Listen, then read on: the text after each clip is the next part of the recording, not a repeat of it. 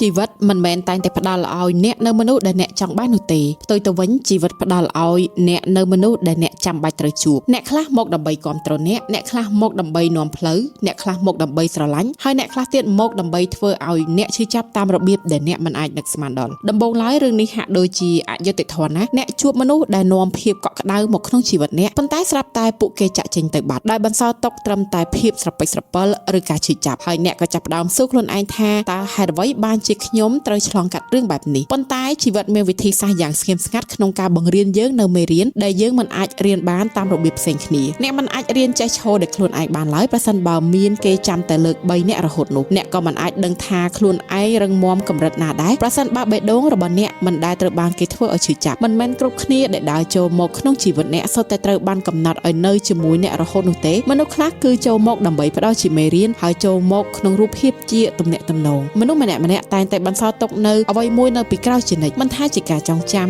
ជាការភ្ញាក់រលឹកឬការផ្លាស់ប្ដូររបៀបដែលអ្នកមើលមកពិភពលោកពួកគេប្រៀបដូចជាស្នាមរាមដៃតូចៗដែលសូនរូបអ្នកឲ្យក្លាយជាមនុស្សម្នាក់ដែលល្អជាងមុនជួនកាលមនុស្សដែលបានធ្វើឲ្យអ្នកខូចចិត្តក៏ជាមនុស្សដែលបង្ខំឲ្យអ្នកលូតលាស់ផងដែរហើយអ្នកដែលដើរចេញពីអ្នកទៅប្រហែលជាកំពុងជួយបើកផ្លូវឲ្យមនុស្សដែលស័ក្តិសមពិតប្រាកដដើរចូលមកក្នុងជីវិតរបស់អ្នកវិញដូច្នេះនៅថ្ងៃណាមួយអ្នកនឹងយល់ពីអ្វីដែលសំខាន់បំផុតសូម្បីតែការជួបដែលឈឺចាប់បំផុតក៏សុទ្ធតែមានគោលបំណងរបស់វាដែរ